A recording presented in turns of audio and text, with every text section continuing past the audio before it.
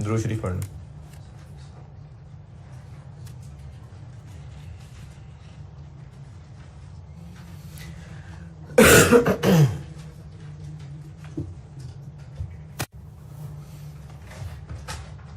सवाल लिखें।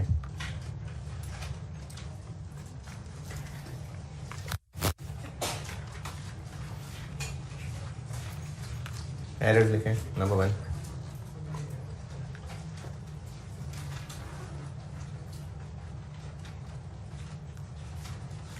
अच्छा वो मैंने ना एक बात की थी 1-2 क्लासेस पहले, और ग्रुप में एक बच्चे के सवाल से मुझे लगा कि शायद और भी किसी को ये कन्फ्यूजन हुई हो।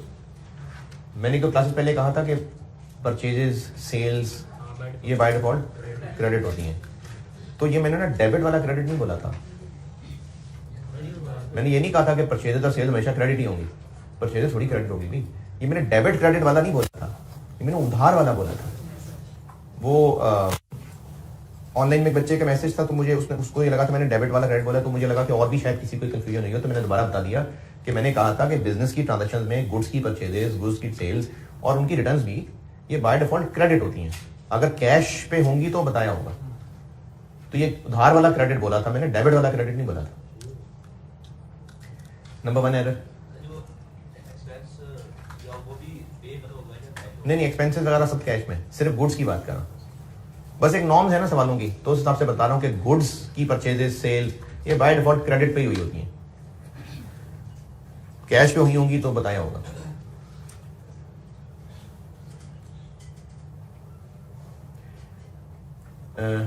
नंबर 1,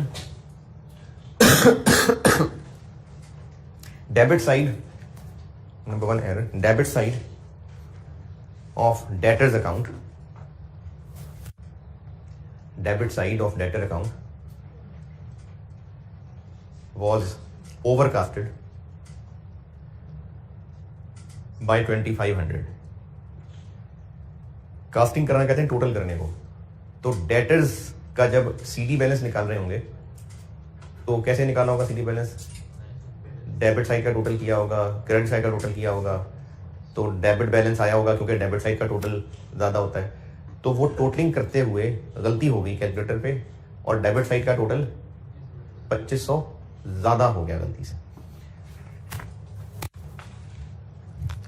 डेटर्स के अकाउंट में BD, sales, receipts, write off, CD. अब ये सीडी कैसे निकलता है? इसका टोटल किया होगा, इसका टोटल किया होगा, इसमें से कैलकुलेटर पे ही माइनस किया होगा तो सीडी आया होगा। तो अकाउंटेंट जब कैलकुलेटर पे कैलकुलेट कर रहा था तो उससे ये वाली साइड 2500 ज्यादा टोटल हो गई।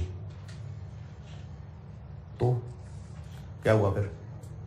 क्या गलती हुई इससे? नहीं, क्या गलती है ये? इससे क्या असर पड़ा? ये डेटर्स का बैलेंस ज्यादा आ गया होगा। ट्रायल में लिखते हुए डेटर्स का एक ज्यादा बैलेंस लिखा गया होगा। दूसरा एरर। अच्छा, कल मैंने कल नहीं परसों, कल एक्स्ट्रा क्लास थी। अच्छा, रेगुलर क्लास में कल सस्पेंस बताया था, तो वो अब उसकी प्रैक्टिस कर रहे हैं आप। जरूरी नहीं है कि मैं हर एंट्री में सस्पेंस ही डालूंगा, जरूरी नहीं है। तो जरूरी नहीं कि हर एरर में सस्पेंस ही होगा कि अब सर ने सस्पेंस कराया तो हर एंट्री में सस्पेंस ही होना है, जरूरी नहीं है। दूसरा एरर लिखिए।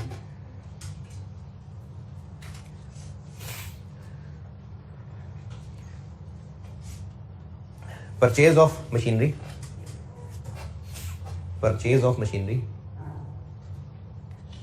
for 12,000 was debited to repairs account। खरीदी मशीनरी थी असल में, तो उसको रिपेयर्स बना दिया। इसी पॉइंट में, इसी में depreciation rate for plant and machinery is 10%. Depreciation rate for plant and machinery is 10%. Next error. जी।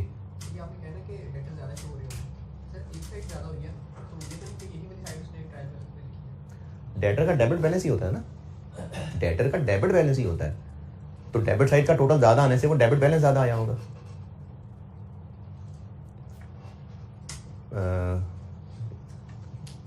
तीसरा एरर, तीसरा ना, तीसरा error,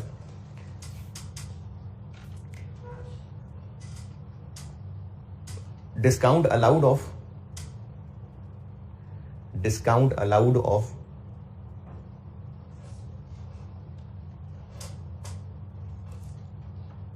$3,400 to a customer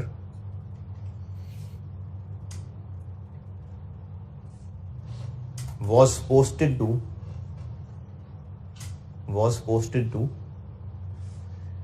discount received account as 4,300। अच्छा, इस ट्रांजैक्शन में आपको मैंने कहा कि यानी बात जिक्र ही हो रही है कि डिस्काउंट अलाउड था, वो पोस्ट करना था तो डिस्काउंट रिसीव में पोस्ट कर दिया। तो इस ट्रांजैक्शन में discount allowed posted to discount received, debtor का कुछ नहीं बताया। देखें, जब एंट्री होती है ना, जब डेटर से पैसे मिलते हैं और वो डिस्काउंट उसको हम अलाउ कर देते हैं, तो discount allowed debit, debtor credit. तो मैंने कहा डिस्काउंट अलाउड रिसीव में डाल दिया, तो डेटर का क्या किया, वो सही हुआ होगा। ये मैंने 1-2 क्लासेस पहले बात की थी। डिस्काउंट अलाउड डिस्काउंट रिसीव में डाल दिया, तो डेटर वो ठीक किया होगा। नहीं, वॉज पोस्टेड ना, वॉज पोस्टेड टू। कल मैंने आपको बताया था बुक्स में रिकॉर्डिंग होती है, जर्नल में रिकॉर्ड हो गया, अब उसके बाद पोस्ट होना है, तो पोस्ट करते करते उसने डिस्काउंट अलाउड की बजाय डिस्काउंट रिसीव में पोस्ट कर दिया, पोस्टेड टू। और ये भी नहीं बताया कि साइड पे कर दिया, तो डिस्काउंट रिसीव्ड क्रेडिट होता है, तो उसने क्रेडिट पे डाल दिया होगा। नेक्स्ट एरर,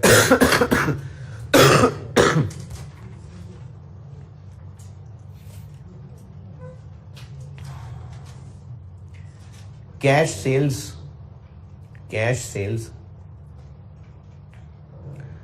of 21,000,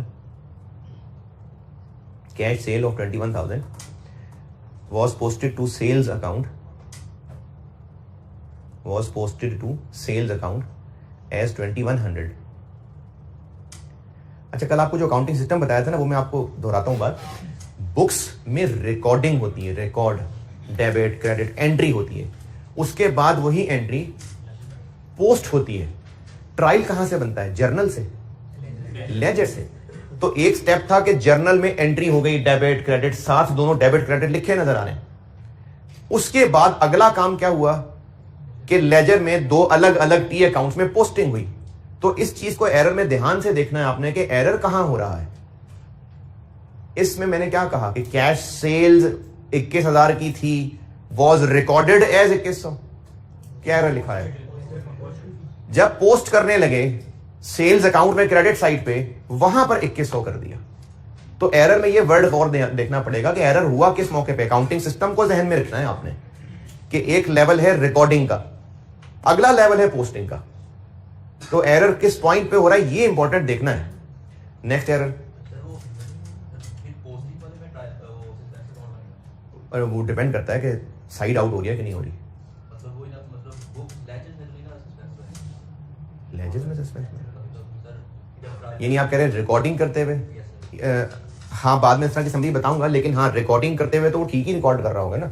यानी लिखते हुए तो जर्नल में तो इस बात का चांस अकाउंटेंट बन के भी सोचें तो उतना खास नहीं है कि कैश डेबिट और सेल्स क्रेडिट, और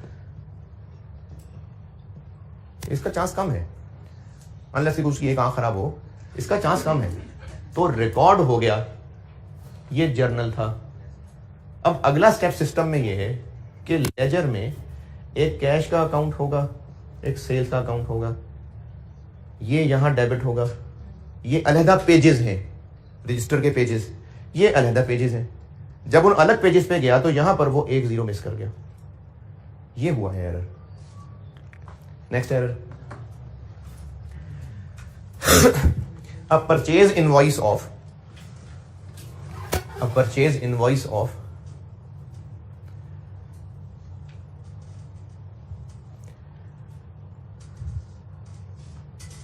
$7,500, a purchase invoice of $7,500 was recorded in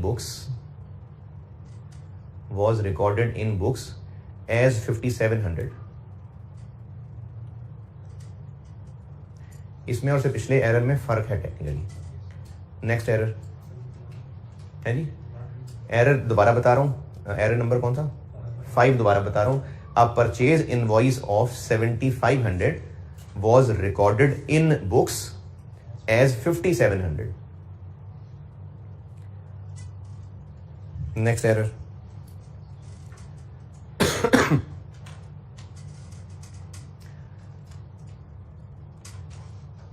A receipt from debtor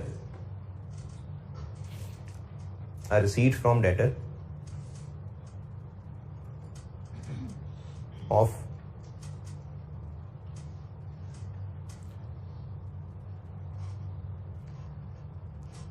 10,000 was posted to his account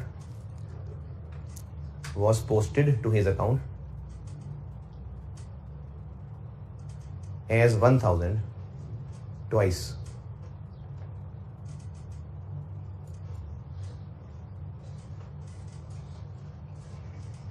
चल करें रेक्टिफाइंग एंट्रीज। और मैं फिर बता रहा हूं, जरूरी नहीं है कि हर एंट्री में सस्पेंस हुआ करेगा।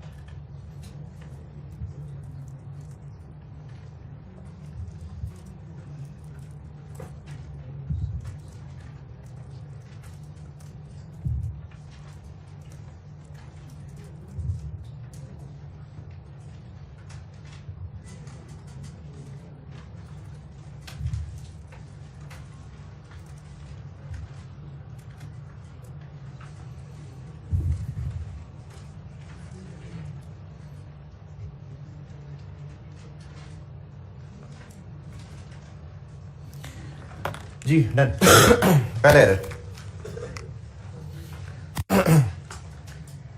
डेटर्स अकाउंट की डेबिट साइड ज्यादा टोटल हो गई थी, तो उससे डेटर्स ज्यादा हो गए, कम कर दें। अच्छा, इसके लिए ना वैसे इतना भी जरूरी नहीं है कि डेटर्स का नॉर्मली क्योंकि डेबिट बैलेंस होता है तो ये ज्यादा हो गया होगा। अगर किसी भी अकाउंट की डेबिट साइड का टोटल ज्यादा हो गया है तो उसका बैलेंस गलत निकला है। क्यों गलत निकला है? क्योंकि डेबिट साइड का टोटल ज्यादा हो गया। ठीक करना है तो क्या करें? क्रेडिट कर दें। यानी इस एरर में जरूरी नहीं है कि डेटर्स का बैलेंस चूंकि डेबिट बैलेंस होता है तो आप डेबिट के हिसाब से सोचें। एक टी अकाउंट है, उसकी बैलेंसिंग करते हुए डेबिट साइड का टोटल ज्यादा कर लिया गया है तो उसको कम करना है तो क्रेडिट कर देंगे। अगर किसी भी अकाउंट का सीडी निकालते हुए क्रेडिट साइड का टोटल ज्यादा कर लिया होता तो उसको डेबिट कर देते। किसी भी अकाउंट का टोटल करते हुए क्रेडिट साइड का टोटल कम कर लिया होता, क्रेडिट साइड का टोटल कम हो गया होता, डेबिट का टोटल ज्यादा, इन अदर वर्ड्स क्रेडिट का टोटल कम, डेबिट का टोटल कम हो गया होता।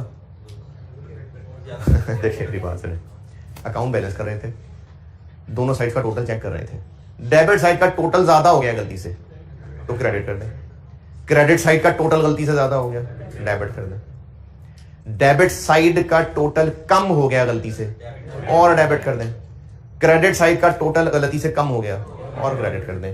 तो डेटर का अकाउंट बैलेंस कर रहे थे, गलती से ज्यादा डेबिट टोटल हो गया तो क्रेडिट कर देते हैं। और मसला सिर्फ एक अकाउंट का ही था, इसलिए सस्पेंस।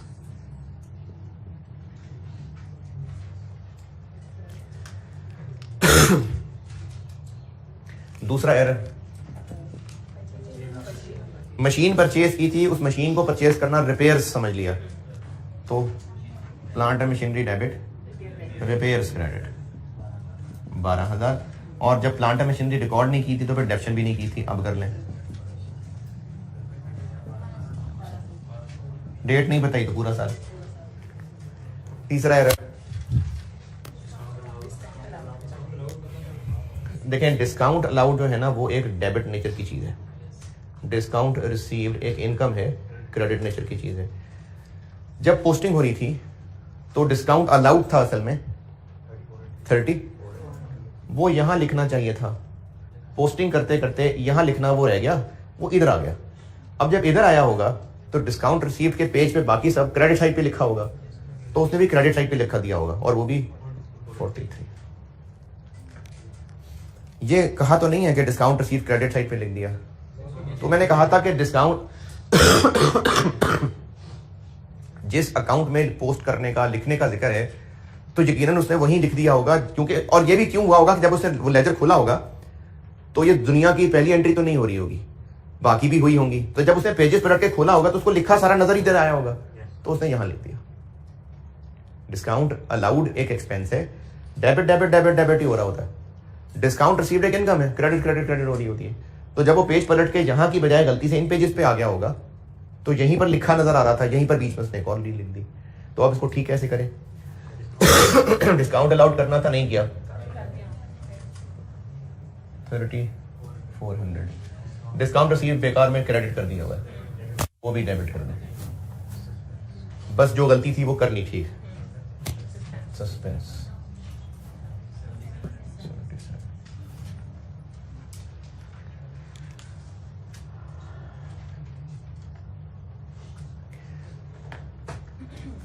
वैसे जिस सवाल में भी आएगा मैं साथ साथ बताता रहूंगा, आप इसको सोचें डिस्काउंट अलाउड डिस्काउंट रिसीव्ड के तौर पे, लेकिन एंट्री करते हुए आप डिस्काउंट अलाउड डिस्काउंट रिसीव लिखें, और आईके की बुक में भी यही हुआ है, तो इसलिए यही एक्सेप्टेबल चीज ही होगी उनके लिए। आप डिस्काउंट अलाउड लिखें तो स्लैश करके सेल कहने साथ, मैंने आपको कल वो डिस्काउंट पढ़ाया था, कल परसों पता नहीं, तो डिस्काउंट अलाउड की जगह पर सेल्स डेबिट करना भी बताया था। वो केसेस थे ना कि अगर एग्री है तो क्या, नहीं है तो क्या, तो हमें तो डिटेल नहीं पता, तो हम एग्जामिनर को बता देंगे डिस्काउंट अलाउड का अकाउंट डेबिट कर सकते हैं, उसकी जगह सेल्स भी हो सकता है, slash sales. Discount receive debit का नाम यूज करना है, स्लैश परचेजेस। तो आप लोग सोचे डिस्काउंट अलाउड डिस्काउंट रिसीव्ड को सोचते हुए, देखिए इस साल में तो खास तौर पे डिस्काउंट अलाउड डिस्काउंट रिसीव के नाम भी इस्तेमाल कर दिए ना, तो आप रेक्टिफाइंग एंट्री बनाते हुए इन्हीं को सामने रखे गए। लेकिन जब लिख दें एंट्री, जब लिख दें तो डिस्काउंट अलाउड स्लैश सेल्स लिख दें, डिस्काउंट रिसीव्ड स्लैश परचेजेस लिख दें। आप लोग एरर ठीक करें, डिस्काउंट अलाउड डिस्काउंट रिसीव्ड सोच के जब लिख दें सोल्यूशन, तो डिस्काउंट अलाउड की अंग्रेजी के साथ स्लैश करके सेल्स भी लिख दें, और डिस्काउंट रिसीव्ड की अंग्रेजी का स्लैश करके परचेजेस भी लिख दें। लेकिन अगर ऐसे भी कर देंगे तो सही है, क्योंकि दोनों बातें ठीक हैं। बेहतर है जो क्या है, बेहतर ये अफजल ये है कि आप एंट्री डिस्काउंट अलाउड रिसीव सोचें, लिखें, जब फाइनल आंसर लिख दें तो डिस्काउंट अलाउड स्लैश सेल्स का वर्ड साथ लिख दें और डिस्काउंट रिसीव स्लैश परचेज का वर्ड साथ लिख दें।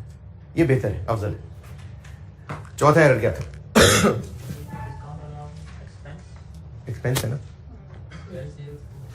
जी, कैश सेल्स थी, क्या किया उनको? सेल्स के अकाउंट में पोस्ट करते हुए। अब अगर आप इसको इस एरर को अकाउंटिंग सिस्टम में देखें तो रिकॉर्डिंग हो रही होती है जर्नल में, फिर अगला स्टेप पोस्टिंग हो रही होती है लेजर में, ये अकाउंटिंग सिस्टम है, फिर ट्रायल बनता है। आपने ये ध्यान करना है एरर को पढ़ते हुए, क्योंकि आप जब तक ये ध्यान नहीं करेंगे ना कि एरर कहां हो रहा है, तब तक सस्पेंस नहीं सही हैंडल कर सकेंगे। अगले एरर में दोबारा बताता हूं बात। ये एरर ये हुआ कि सेल्स की entry cash debit sales credit थी, जब पोस्टिंग करने लगे तो कैश अकाउंट में पोस्ट किया होगा और सेल्स अकाउंट में किया होगा, तो सेल्स अकाउंट में लिखते हुए 21,000 की बजाय 2100 लिख दिया, तो कैश अकाउंट में सही लिखा होगा। तो सेल्स अकाउंट में जो क्रेडिट 21,000 करना था 2100 कर दिया और क्रेडिट कर देते हैं 18। बस सिर्फ मसला सेल्स अकाउंट का था, 18,900 आया ऐसे। सेल्स में 21,000 क्रेडिट जाना था, बस सिर्फ 2100 क्रेडिट किया है जी। अगला एरर परचेज इनवॉइस थी 7500 की, वॉज रिकॉर्डेड। अब सिस्टम में यहीं पर गलती हो गई रिकॉर्ड करते हुए, और रिकॉर्ड करते हुए ही जो परचेजेस डेबिट और क्रेडिटर्स क्रेडिट होना था वही 5700 से हो गया। तो अब मजीद पूरी एंट्री मजीद कर देंगे, यानी परचेजेस डेबिट क्रेडिटर्स क्रेडिट।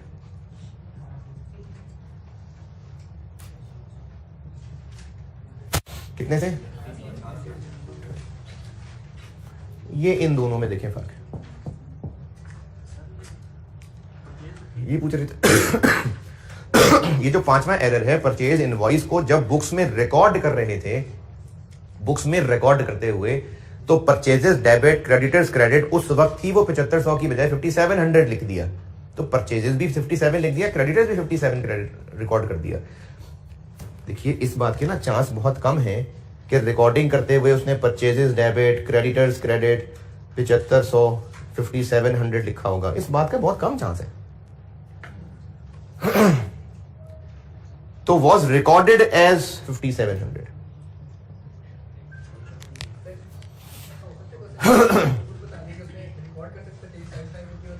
देखें ये तो वो बात है ना जो आपको बस एक आधी अधूरी बात की, वॉज रिकॉर्डेड एज 5700। अब आपने समझना है कि रिकॉर्ड करते हुए गलती हुई है। अगर वो ये कह देता है कि this transaction was recorded by debiting purchases with 5700 and crediting creditors with 7500, उसने पूरी अंग्रेजी में एंट्री ही एक्सप्लेन कर दी, फिर तो चलो उसने कर दिया एक्सप्लेन। नहीं फिर तो एक्सप्लेन कर दिया ना कि परचेजेस उसने 75 लिखा, क्रेडिटर 57 लिखा, फिर तो उसने सारी बात अंग्रेजी में कर दी, फिर तो वाकई ये हुआ है। बताएं आप। एक्चुअली 75 बिल्कुल सस्पेंस आ जाएगा। फिर इतनी तो उसने तफसील बता दी ना, पूरी नक्शा, पूरी लोकेशन ही भेज दी एंट्री की, लेकिन इतनी तफसील होगी नहीं, बस आपको सिर्फ बताया होगा कि this was posted to purchase account या दिस वाज रिकॉर्डेड एज इतना। तो इस चीज का आपने ख्याल रखना है कि एरर सिस्टम में कहां पर हो रहा है एरर। नेक्स्ट एरर, डेटर से पैसे मिले थे और उसको डेटर के अकाउंट में, डेटर के अकाउंट में इधर, तो डेटर में गलती है, कम लिख दिया। 10,000 करना था 2,000 कर दिया, तो 8,000 और क्रेडिट कर देते। रिसीट है ना, डेटर क्रेडिट करना था, 10,000 से क्रेडिट करना था, 2,000 से क्रेडिट किया, 8 से और क्रेडिट कर देते हैं। और डेबिट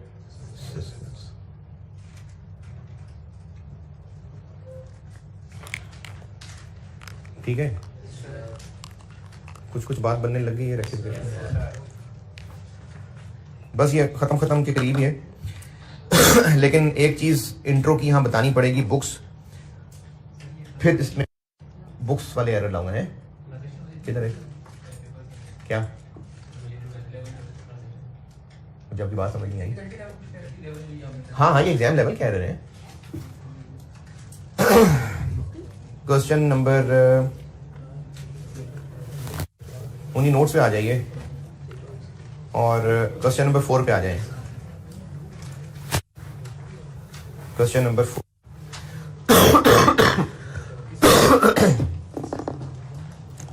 एरर्स के नोट्स में क्वेश्चन नंबर 4,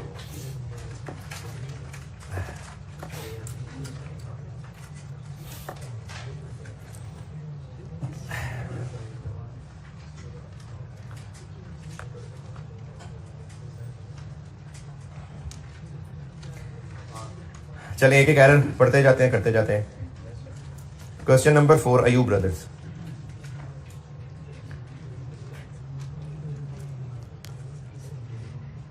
इकतीस दिसंबर 11 ईयर एंड है और 31 दिसंबर 11 पे खड़े हैं। ट्रायल उसे टैली नहीं हो रहा था और जो डिफरेंस आया वो उसने सस्पेंस में डाल दिया। तो रिक्वायर्ड है कि रेक्टिफाइंग एंट्रीज करनी है, कर लेते हैं जी।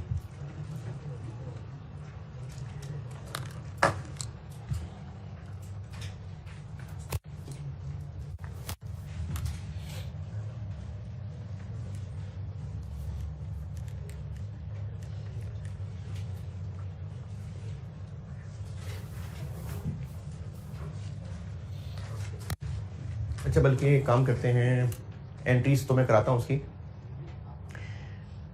यहाँ पर जो सवाल किया ही हुआ है तो मैं इसको यूज करके ना एक चीज सिखाता हूँ। ये जो अभी सवाल किया, इसी की एक और रिक्वायरमेंट लिखें। ये जो अभी सवाल किया ना रेक्टिफाइंग, इसकी रिक्वायरमेंट थी रेक्टिफाइंग एंट्रीज, इसी सवाल की एक और रिक्वायरमेंट, ये जो अभी बोर्ड पे सॉल्व हुआ है। जी जी सी, ये वो डाटा सामने ही है तो अभी ही सिखा देता हूँ चीज।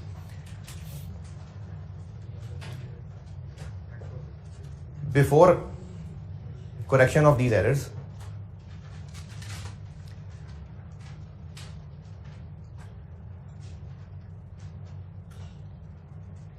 Net profit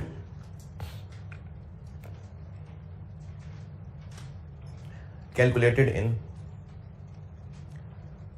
draft income statement. Draft का मतलब होता है कि अभी फाइनल नहीं है, बस अभी जो डाटा था बस बना दिया अकाउंटेंट ने। Draft income statement was 550,000, 5,50,000।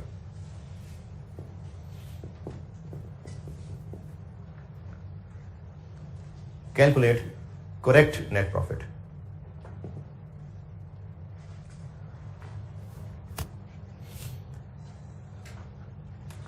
इसकी टेक्निक ये है, वैसे तो यहां एंट्री से दिखा देता हूं।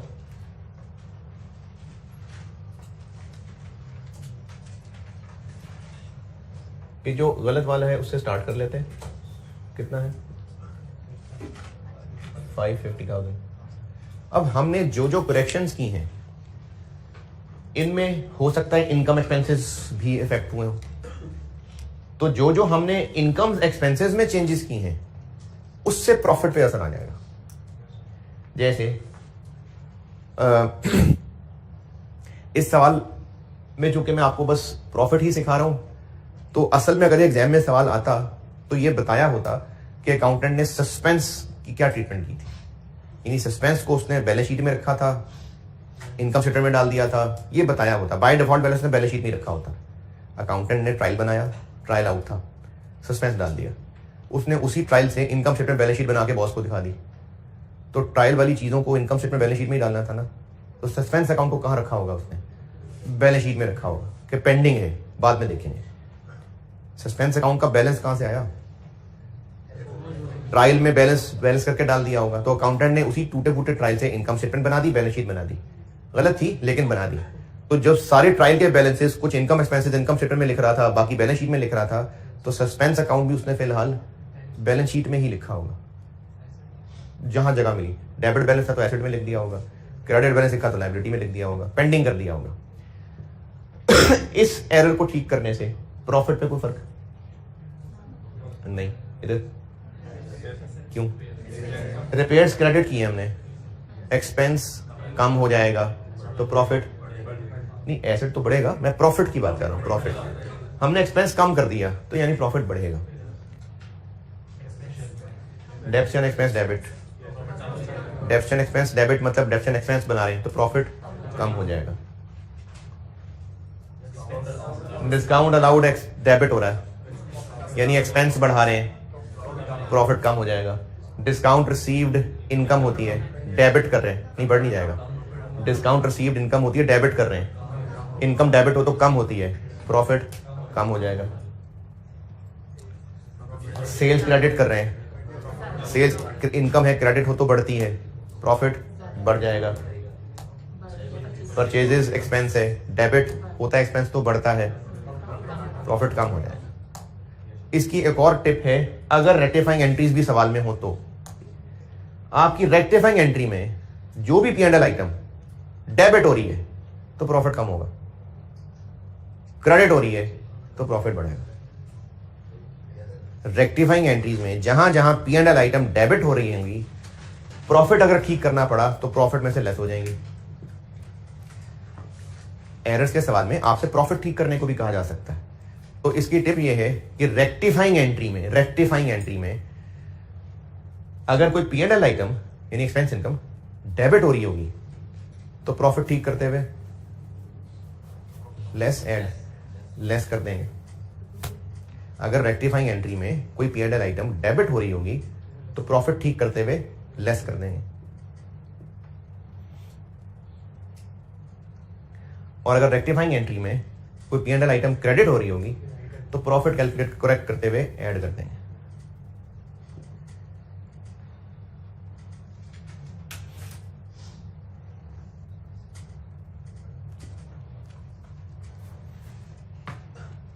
तो इसमें एक तो नंबर 1, नंबर 2 रिपेयर्स आ रही हैं, क्रेडिट हो रही हैं, ऐड कर देते।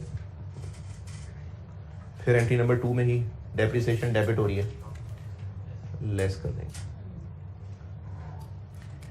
नंबर 3 में डिस्काउंट अलाउड भी डेबिट हो रहा है, डिस्काउंट रिसीव भी डेबिट हो रहा है, बेशक मिला लें 7700 लेस हो जाएगा। नंबर 4 में सेल्स क्रेडिट हो रही है यानी ऐड हो जाएगा। नंबर 5 में परचेजेस डेबिट हो रही हैं यानी लेस हो जाएगा। नंबर 6 में कुछ भी, तो करेक्ट प्रॉफिट आ जाएगा 570 टोटल, ये करेक्ट नेट प्रॉफिट है।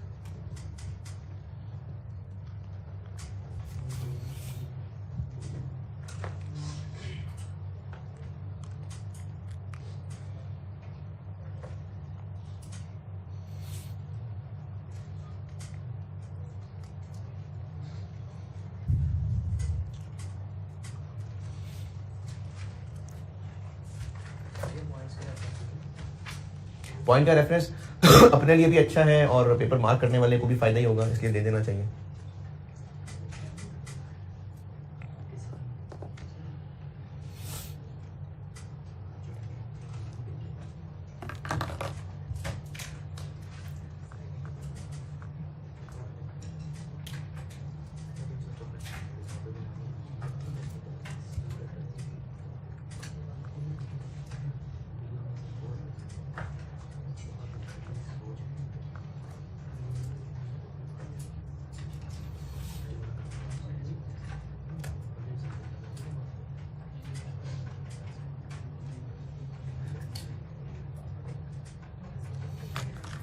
अच्छा, इसी सवाल को अगर ऐसे पूछा होता कि प्रॉफिट ना बताता और ये पूछता कि बताएं इन एरर्स की करेक्शन का प्रॉफिट पे क्या इफेक्ट पड़ेगा, यानी ये ना बताया होता, रॉन्ग प्रॉफिट नहीं बताया, करेक्ट प्रॉफिट नहीं पूछा, बस पूछा है बताएं कि प्रॉफिट पे क्या फर्क पड़ेगा, यही पड़ेगा, इसका टोटल कर लें। देखिए क्या मेरा हाल है 20,200 है ना, 20,200 ना पॉजिटिव, तो क्या कहेंगे कि इनकी करेक्शन से प्रॉफिट 20,200 से बढ़ जाएगा जी। वो तो आ गया ना सामने, ये बनाएंगे तभी तो ये टोटल होगा, इसके लिखे बगैर टोटल कैसे हो सकता है। ये लिख लिया, अब बताएं कि प्रॉफिट पे फर्क ये पड़ेगा कि 20,200 से प्रॉफिट बढ़ जाएगा। चलिए आप करते हैं वो क्वेश्चन 4।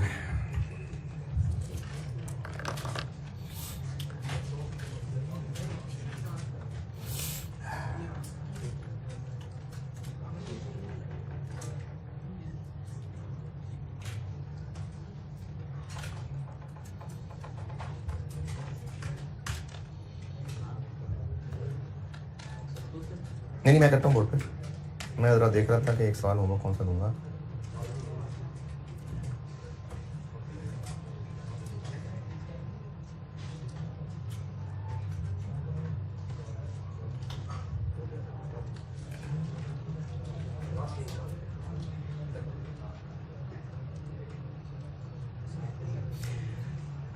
क्वेश्चन नंबर 4 जी, नंबर 1 ये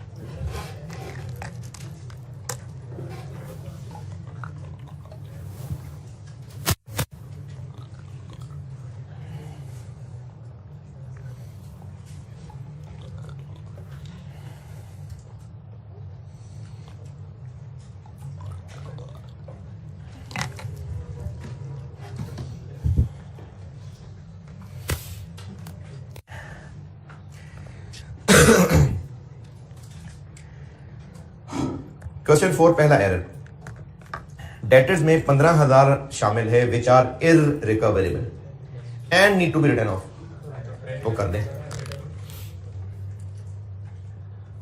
बैंक नेट डेबिट और डेटर्स क्रेडिट 15,000।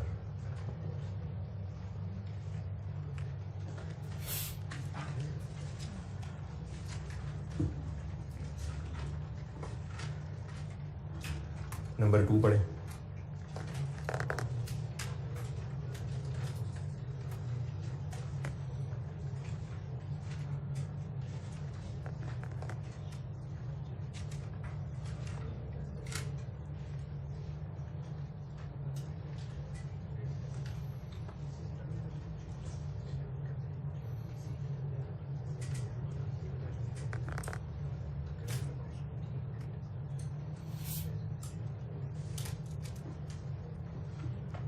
जी एरर 2 पढ़ लिया। अच्छा ये जो इसमें लिखा ना परचेज बुक, ये आज कल मैं इसकी प्रॉफिट की प्रैक्टिस करा लूँ, इससे अगली क्लास में आपको इंट्रो का एक बुक्स ऑफ प्राइमरी का मुझे टॉपिक पढ़ाना पड़ेगा। फिर उसके बाद ये इस तरह के वर्ड्स और कंट्रोल अकाउंट और ये चीज़ों वाले एरर फिर उसके बाद हो सकेंगे। तो अभी आप इसका मतलब बस इतना समझ लीजिएगा। जैसे एरर नंबर 2 बताता हूं। पहला sentence, goods invoiced at 4600 were return by a customer full stop. Transaction बता रहे हैं क्या हो रही है, से रिटर्न। गुड्स इनवॉइस्ड एट इतनी were return by a customer full stop, ये ट्रांजैक्शन बता दी, से रिटर्न है, तो इतना पता चल गया कि से रिटर्न है। अब आगे, इट वॉज एंटर्ड, यानी बुक्स में इसकी जो एंट्री हुई in the purchase book. Purchase book क्या होती है, ये तो purchase day book, sales day book पढ़ानी है, लेकिन क्या लगता है नाम से, परचेज नहीं, परचेजेस। तो it was entered in purchase book, मतलब परचेज रिकॉर्ड की, and posted to creditors account, यानी जब परचेजेस रिकॉर्ड कर लिया उसको, जब क्रेडिटर अकाउंट में पोस्ट करने गए तो वहां 6400 लिखा है। एक तो मसला यह है कि सेल रिटर्न थी वो किधर गई, अब कर लें। Cell returns debit,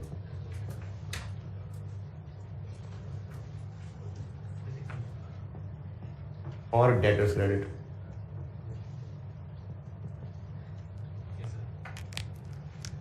cell return का तो उसने जिक्र ही नहीं किया ना, उसने तो परचेजेस की बात कर दी और क्रेडिटर्स की बात कर ली। क्या मतलब चीजें चूंकि वापस आई थी तो चीजें आई हैं, उनका परचेजेस ही होंगी, तो सेल रिटर्न तो सिरे से रिकॉर्ड ही नहीं की, ये कर ली। और वो जो परचेज मान चुका,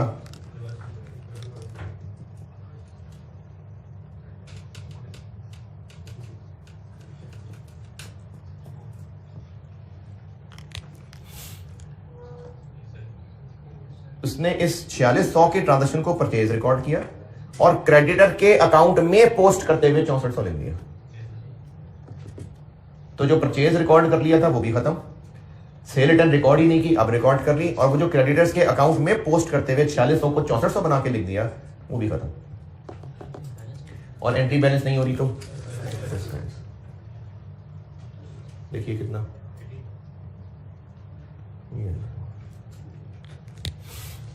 अच्छा ये ऐसा नहीं है कि आपसे बैलेंस नहीं हो रही तो सस्पेंस डाल दिया, असल में इस एरर ने ट्रायल को हिट किया होगा, ये यकीनन सस्पेंस बना होगा।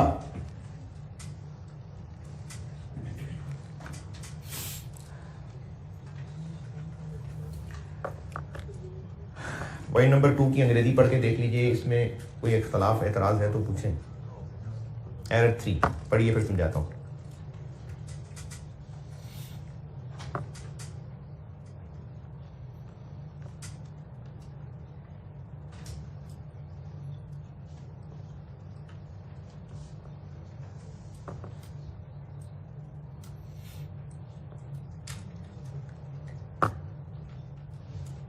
इसमें 2 एरर हैं। पहला पॉइंट, पहला सेंटेंस, 8000 रुपए का चेक मिला था, was not posted to his account. Customer के अकाउंट में लिखना भूल गए, तो बैंक में लिख लिया होगा। तो एक तो कस्टमर के अकाउंट में क्रेडिट नहीं किया, अब कर देते हैं डेटर्स क्रेडिट 8000 और सस्पेंस डेबिट 8000, क्योंकि सिर्फ उसके अकाउंट में जो क्रेडिट लिखना था वो नहीं लिखा, अब लिख लिया, और बस यही गलती थी, इसलिए सस्पेंस। दूसरा एरर, इस कस्टमर को चीजें बेची भी तो थी, तो वो जो उसको चीजें बेची हुई थी 12,000 रुपए की, वो 12,000 रुपए की चीजें सेल्स डे, ये भी अगेन सेल्स डे बुक आ गया, ये रिकॉर्डिंग के लिए यूज हो रही होती है, सेल्स डे बुक में रिकॉर्डिंग हो रही होती है, रिकॉर्डिंग। तो इस इनवॉइस को सेल्स की बुक में record, sales day book is not sales account, पढ़ानी है मैंने आपको बुक्स ऑफ प्राइम एंट्री, इसलिए अभी मैं कह रहा हूं कि सेल्स डे बुक में रिकॉर्डिंग हो रही होती है, रिकॉर्डिंग। तो बुक में रिकॉर्ड करते हुए ये इनवॉइस 12,000 की बजाय 2,000 लिख ली, तो सेल्स कम रिकॉर्ड कर ली, रिकॉर्ड, तो सेल्स और रिकॉर्ड कर लेते हैं। Debtor debit, sales credit. नहीं, डेटर की जब सेल की होगी वो अलहदा ट्रांजैक्शन थी, फिर कुछ दिन बाद उसने पैसे दिए होंगे, वो एक अलहदा ट्रांजैक्शन थी। क्योंकि सेल्स डे बुक से ये सेल जो थी ना क्रेडिट पे थी, क्योंकि सेल्स डे बुक में क्रेडिट सेल ही रिकॉर्ड होती है। तो ये सेल हुई, 2 दिन बाद शायद पैसे दिए होंगे उसने, 15 दिन बाद, महीने बाद। तो ये 2 अलग अलग गलतियां होगी।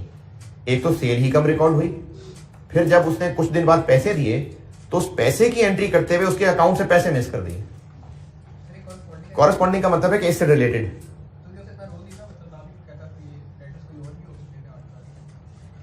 अच्छा, मतलब करेक्शन करते हुए, हाँ हाँ, यानी ऐसी बस उसने कहानी लिंक की है बस, अदरवाइज ये 2 सेपरेट एरर भी हो सकते थे।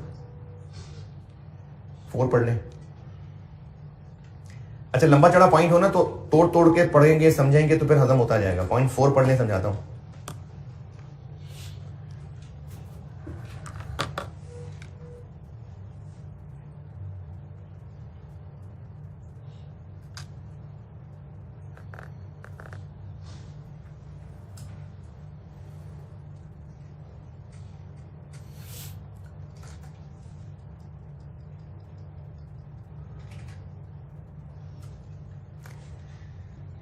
हम अयूब ब्रदर्स हैं ये सवाल के शुरू में लिखा हुआ है। हमने अपने कस्टमर्स को तो चीजें बेचनी होती हैं, हम एजेंट भी हैं कुछ लोगों के। तो हमने मिस्टर यासिर के बिहाफ पे कुछ चीजें बेची थी 25,000 रुपए की। हम चूंकि एजेंट हैं तो हमें इस सर्विस के ऊपर कमीशन मिलता है। तो पहला सेंटेंस ये है कि मिस्टर यासिर के बिहाफ पे 25,000 रुपए की चीजें बेची थी और इनको अपनी सेल्स मान लिया है। ये चीजें लॉ पढ़ा ही होगा सबने, प्रिंसिपल एजेंट पढ़ा हुआ है ना उसमें। तो ये प्रिंसिपल की सेल्स हैं या एजेंट की सेल्स हैं? ये प्रिंसिपल के लिए सेल्स हैं। एजेंट तो सर्विस दे रहा है, उसको तो कमीशन मिलनी है। ये सेल्स प्रिंसिपल की सेल्स काउंट होंगी। तो पहले सेंटेंस में क्या एरर निकला कि एजेंट हैं हम और हम अपनी औकात से बढ़ गए हैं और प्रिंसिपल के पे आप पे चीजें बेच रहे हैं, उसको अपनी सेल माने जा रहे हैं। सेल्स इंक्लूड यानी जो सेल्स हमारे पास हैं उनमें शामिल हो गई हैं ये सेल्स। तो इससे पता चल रहा है कि इन चीजों को हमने अपनी सेल्स मान लिया है। एक तो ये गलती कि हमारी सेल्स तो कोई थी नहीं है, तो सेल रिवर्स। आगे कंटिन्यूटी है। अयूब ब्रदर्स को इन पैसों पे मिलनी है कमीशन 10% और उसके अलावा कुछ एक्सपेंसेस जो उसकी जेब से हुए थे वो भी पैसे इसमें से उसने काटने हैं। कस्टमर से पैसे कितने लिए होंगे? 25,000। कस्टमर को हम ये कहेंगे कि हम एजेंट हैं, हमें तुम 1,000 रुपए दे दो, 24,000 जाके वहां जमा करा देना। कस्टमर को चीजें बेचेंगे, कस्टमर से कैश तो 25,000 ही लिया। Ayub brothers were entitled to, यानी हमारा हक ये था कि हमें उसमें से कमीशन मिलनी है और अपनी जेब से कुछ खर्चे किए थे वो माइनस करने हैं। बाकी पैसों पे हमारा हक नहीं है, वो मिस्टर यासिर का है। अब इसमें मैं करेक्ट और रॉन्ग करके बताता हूं, क्योंकि कॉम्प्लिकेटेड चीजें हो जाए ना तो फिर करेक्ट और रॉन्ग कर लेना चाहिए। रॉन्ग ये हो गया कि कैश डेबिट सेल्स क्रेडिट, ये रॉन्ग हो गया। करेक्ट ये है कि कैश तो ठीक है, डेबिट क्यों कैश डेबिट? क्योंकि कैश तो लिया कस्टमर से। Commission income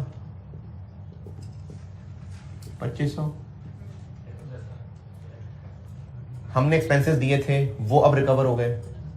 selling expenses credit 1500 और बाकी पैसे किसके? वो मिस्टर यासिर को देने हैं हमने, पेएबल टू मिस्टर यासिर।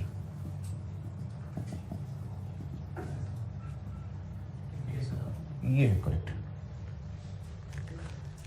जो 25,000 कैश मिला, कैश डेबिट, लेकिन इसमें से हमारी कमीशन इनकम, जो हमारी इनकम है वो 2500 है, 10%। ये खर्चे पहले कभी रीइंबर्समेंट का मतलब होता है कि कोई खर्चा किया हो और बाद में उसकी रिकवरी हो जाए। तो जब हमने ये एक्सपेंसेस पे किए होंगे सेलिंग के, तो एक्सपेंसेस थे, अब हमें पैसा मिल रहा है तो उसके पैसे हम काट रहे हैं, यानी एक्सपेंस फिर हमें अल्टीमेटली पड़ा। कुछ अर्सा पहले हमने कुछ एक्सपेंस किए थे, अब उसके पैसे हमें कहीं से मिल गए। देखें, आपने फोटोकॉपी कराई, घर में जाके अब्बा को गाड़ी मैंने फोटोकॉपी कराई थी आपके आईडी कार्ड की, आपका आईडी कार्ड लो बेटा, ये मुझसे 10 रुपये ले लो। अब पहले आपकी जेब से पैसे गए, फिर अब्बा से वो रीइंबर्स हो गए, इसको रीइंबर्समेंट कहते हैं। तो एजेंट ने, यानी हम अयूब ब्रदर्स, कुछ खर्चे किए होंगे, कोई एडवर्टीजमेंट की होगी, कोई ब्रोशर छपाए होंगे। जब एजेंट की चीजें बिकी, प्रिंसिपल की चीजें बिकी, पैसे आए, तो अयूब ब्रदर ने प्रिंसिपल से कहा जी कि 25,000 रुपए की चीजें बिक गई हैं, 25,000 रुपए मिल गए, इसमें से एक तो हम अपनी कमीशन काटेंगे और वो जो 1,500 रुपए हमारी जेब से खर्चा हो गया था वो भी काटेंगे हम, बाकी पैसे आपको देंगे। ये है इस पूरी कहानी की करेक्ट एंट्री। ये डेबिट क्रेडिट तोड़ के देख लीजिए, इसमें कुछ पूछना है तो पहले करेक्ट ट्रांजेक्शन समझें कि असल में ये कहानी क्या है और होना क्या चाहिए। करेक्ट देखें पहले। रॉन्ग ये हुई है, ये कैसे पता चल रहा है? सेल्स इंक्लूड से, सेल्स इंक्लूड यानी जो सेल्स हैं हमारी बुक्स में उनमें शामिल है, तो हम ये एंट्री की है तो उनमें शामिल है ना, तो ये रॉन्ग है। रेक्टिफाइंग क्या बनेगी? कैश डेबिट ठीक है, ये क्रेडिट नहीं हुए, अब कर लें। सेल्स बेकार में क्रेडिट कर दिए, ये डेबिट कर दें। सेल्स डेबिट 25,000 और commission income credit 2500। Selling expenses जो पहले कभी हमें पड़े थे, क्योंकि अब उसके पैसे मिल गए तो क्रेडिट कर देते हैं, और यासिर को देने पैसे, ये लायबिलिटी बन गई।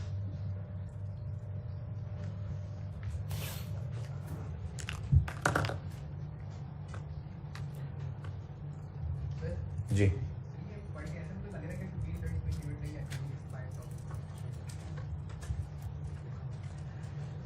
क्या पढ़ के लग रहा है? नहीं तो एक्सपेंसेस तो सेल में इंक्लूड नहीं है।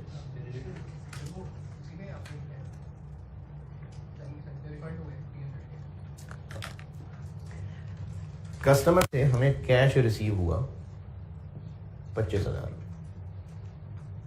हमने इसको कैश डेबिट सेल्स क्रेडिट कर दिया। कुछ दिन पहले ब्रोशर छपवाए थे, टीवी पे ऐड, केबल पे ऐड चलाया होगा, सेलिंग एक्सपेंसेस डेबिट कर दिए होंगे, तब कैश क्रेडिट कर दिया होगा 1,500। ये पुराना कोई वाकया हुआ, ये पहले हुआ था कोई। जब कस्टमर से कैश मिला तो उसको ये रिकॉर्ड कर दिया, तो सेल में 1,500 नहीं है शामिल। अब हम अपने प्रिंसिपल को ये बता रहे हैं कि ये जो पैसे हैं ये हम आपको जरूर वापस करते हैं, लेकिन पहले तो इसमें से हम अपनी कमीशन काटेंगे, फिर वो जो हमारी जेब से खर्चा हो गया था हम वो भी काटेंगे इसमें से, बाकी पैसे आपको दे देंगे कभी।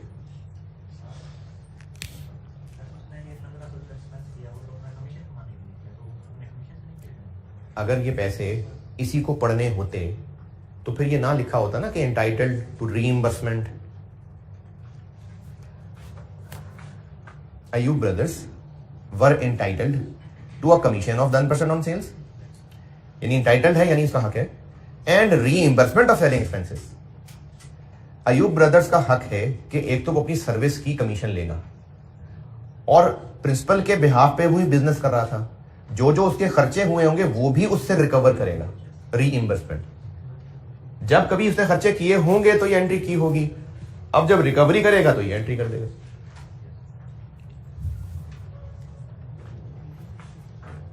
पॉइंट नंबर 4,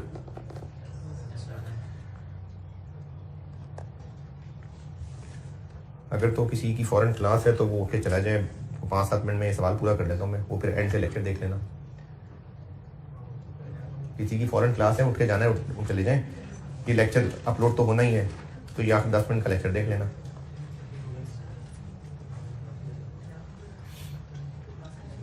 जिसने उठना है फौरन निकले ना। नहीं, होमवर्क तो सुनते जाए ना। नहीं, वो जब सुनेंगे वो तो रात में सुनेंगे।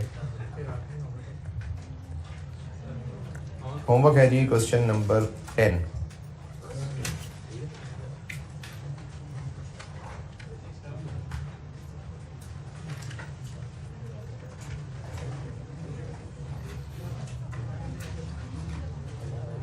Question 10 homework.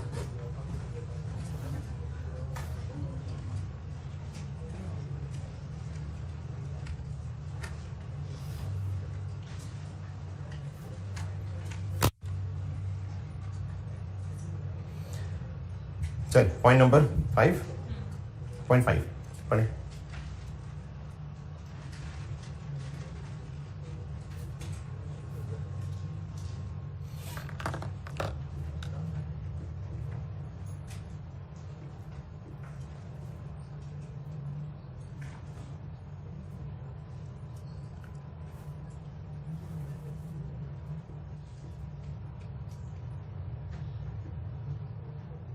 जी पढ़ लिया।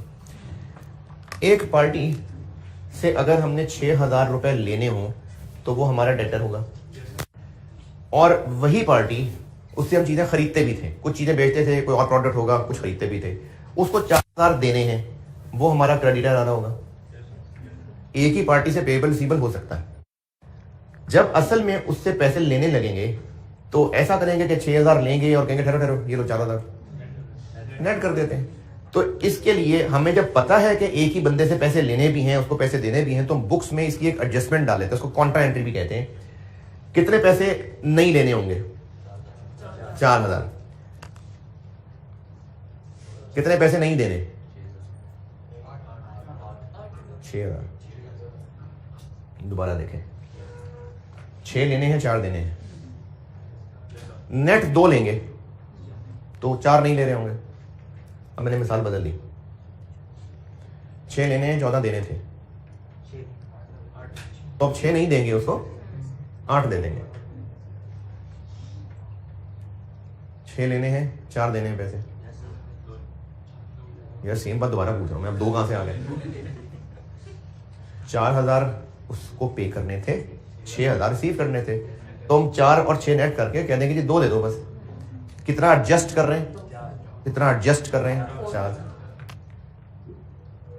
मिसाल बदल दी, अब 6 लेने थे, 14 देने थे, तो हम 6,000 एडजस्ट कर रहे हैं, कहेंगे 8 तुम्हें दे देंगे हम। यानी अगर एक ही पार्टी से रिसीवेबल भी हो, उसको पेएबल भी हो, तो जो दोनों में से लोअर है वो एडजस्ट कर दिया जाता है।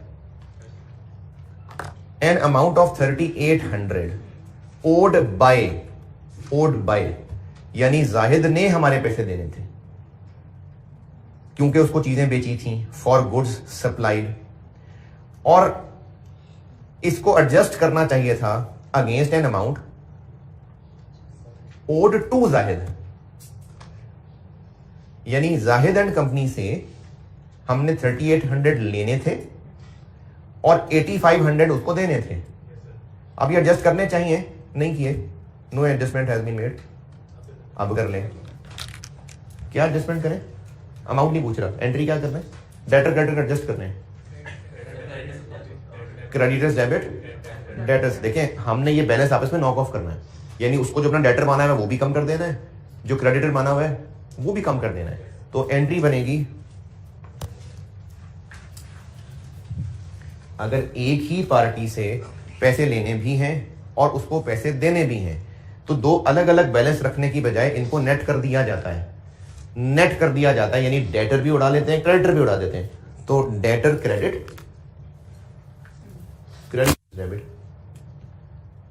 और ये कितने से होती है? दोनों में से लोअर। ये बात ऐसे आप ना अलग से लिख लें जो समझा रहा हूं कि अगर एक ही पार्टी को पेएबल भी हो और उसी से रिसीवेबल भी हो तो बिजनेसेस इन दोनों को आपस में नेट कर लेते हैं। किस अमाउंट से? जो दोनों में से लोअर है। इसको कॉन्ट्रा एंट्री भी कहते हैं।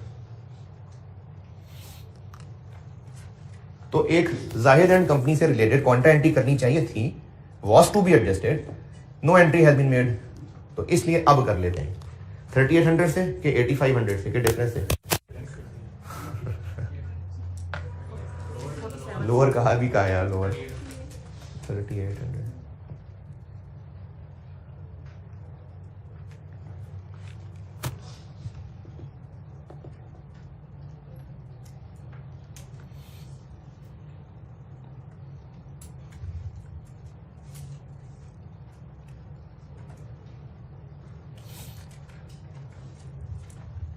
चले बाकी आगे, पॉइंट नंबर 6। ये अभी ऊपर मिलती जुलती बात हो चुकी।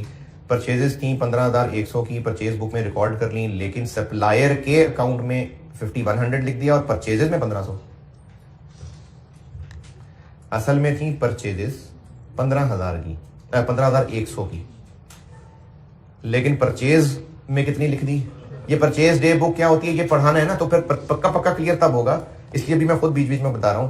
तो परचेजेस में 1500 लिख दिया और क्रेडिटर्स के अकाउंट में 5100 लिख दिया। असल में 15,100 है, परचेजेस में 15,100 लिखना चाहिए था, 1500 लिखा है, तो जो रह गया वो और लिख लें, परचेजेस और डेबिट 13। क्रेडिटर में 15,100 लिखना था, 5100 लिखा, और लिख लें कितना, 10,000 और बाकी सस्पेंस।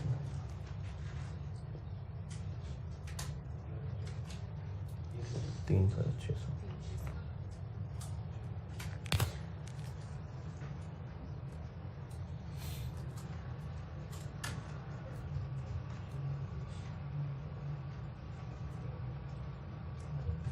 और ये जो नेक्स्ट एरर है ये बिल्कुल ये वाला है, सेम, बस वैल्यूज बदली हैं। नेक्स्ट एरर बिल्कुल यही वाला है, बस वैल्यूज बदली हैं।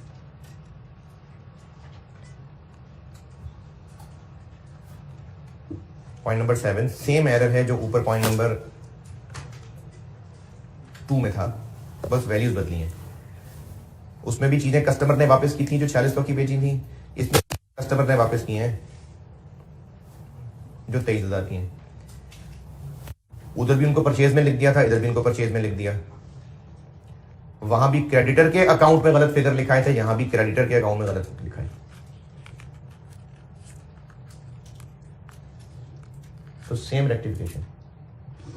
सेल रिटर्न नहीं लिखी, अब लिख लें। डेटर क्रेडिट नहीं किया, अब कर दे।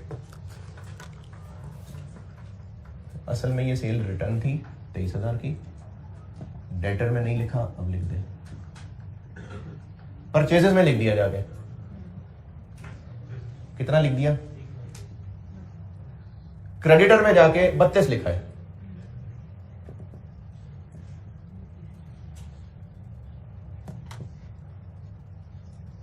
नो,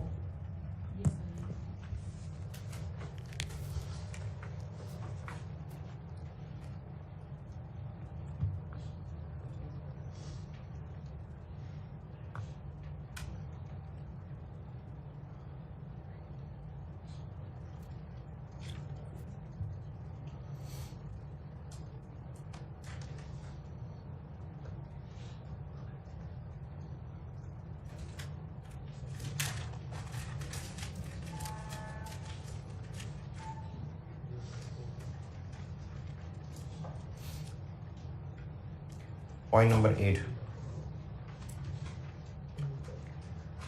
सप्लायर्स इनवॉइस, यानी चीजें खरीदी हैं 12,300 की, इनको परचेज बुक में रिकॉर्ड कर लिया फुल स्टॉप, लेकिन ये चीजें ही जाके 2 दिन बाद पहुंची। इनको कहा जाता है गुड्स इन ट्रांजिट। ये गुड्स इन ट्रांजिट नाम का एक एसेट होता है। तो पहले सेंटेंस में क्या हुआ कि सप्लायर की इनवॉइस परचेज बुक में रिकॉर्ड कर लिया 28 दिसंबर, यानी purchase debit, creditors, purchase debit, creditors credit. ये चीजें असल में पहुंची नहीं थी, ये बाद में पहुंची हैं, तो इनको गुड्स इन ट्रांजिट कहना चाहिए था। गुड्स इन ट्रांजिट, जो अभी ईयर एंड आ गया हो, हम 31 दिसंबर 11 पे खड़े, ईयर एंड आ गया हो और चीजें हम तक ना खरीदनी हो, रास्ते में हो, वो गुड्स इन ट्रांजिट नाम का एक एसेट होता है। वो चीजें जो हम खरीद चुके हो, हमारी हो, रास्ते में हो और ईयर एंड है, अच्छा तो आधा घंटा इंतजार कर लेते, नहीं तो कौन सा सारी का टाइम हो रहा था बैलेंस शीट, वो 2-3 दिन बाद पहुंचनी है, इतनी देर किधर रहेगी, वो दूसरे शहर से कहीं आ रही होंगी। तो वो चीजें जो हम खरीद चुके हों, रास्ते में हो, ईयर एंड पे हम तक ना पहुंची, उनको गुड्स इन ट्रांजिट कहते हैं।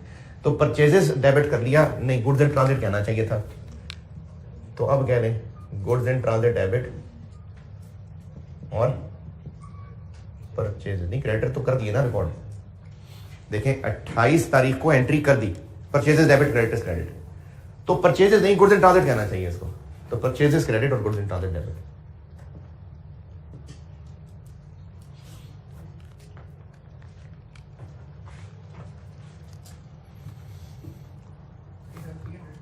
है 12,300। हाँ ये देखा ना, एक और एरर हो गया।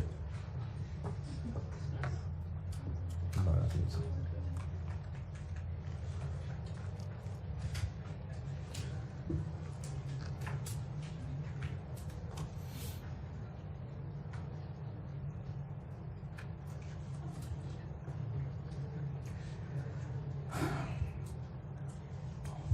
अच्छा ये मैंने अगर कॉस्ट भी पढ़ानी है तो ये मैं आपको 0.9 ज़बानी समझा देता हूँ सारी, और 0.10 में क्या होगा, जो कुछ ऊपर सवाल में किया है, जहां जहां डेटर हमने डेबिट क्रेडिट किया है उस सब का नेट रिजल्ट देखेंगे क्या बनता है, और उसका 5% फिर प्रोविजन वाली एंट्री होगी। तो ये 0.9 समझ लें, ये ज़बानी बता देता हूँ, मैंने कॉस्ट भी पढ़ानी है। 0.9 की अंग्रेजी पढ़ लो, ज़बानी मतलब सोल्यूशन से दिखागे ना, मतलब बोर्ड पे करने में टाइम लगेगा, तो 0.9 पढ़ने में समझाता हूँ।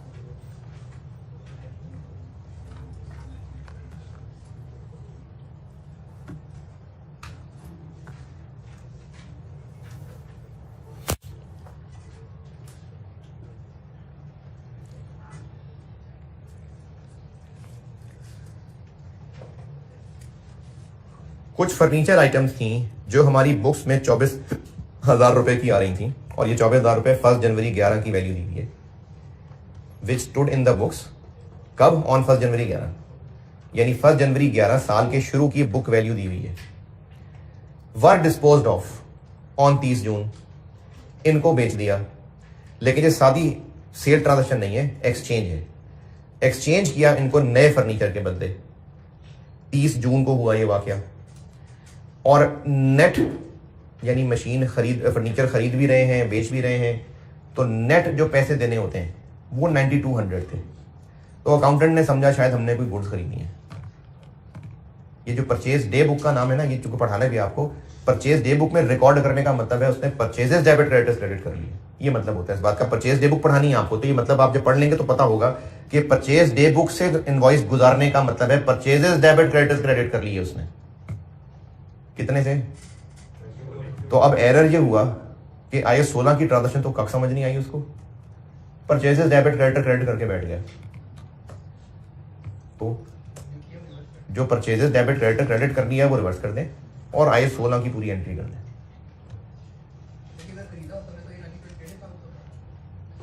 नहीं, 9200 नेट अमाउंट है, यानी फर्नीचर नया 20,800 का है। डिफरेंस क्या है? तो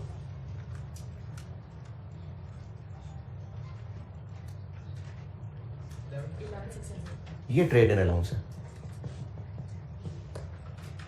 सप्लायर से इतने का फर्नीचर खरीदा और उसने कहा जी नेट में इतने का बिल बना देता हूं आपको, तो पूरे का बिल क्यों नहीं बना रहा? क्योंकि इतने में उसने पुराना एडजस्ट कर दिया। इसको कहते हैं ट्रेड इन अलाउंस, कि पुराना कितने में एडजस्ट हो रहा है, इसको ट्रेड इन अलाउंस कहते हैं। तो जो एंट्री कर ली परचेजेस डेबिट क्रेडिट वो रिवर्स, और IAS 16 वाली, IAS 16 तो ऐसे आपके, तो IAS 16 वाली एंट्री नहीं की वो अब कर दें। ठीक है जी, अल्लाह हाफिज़।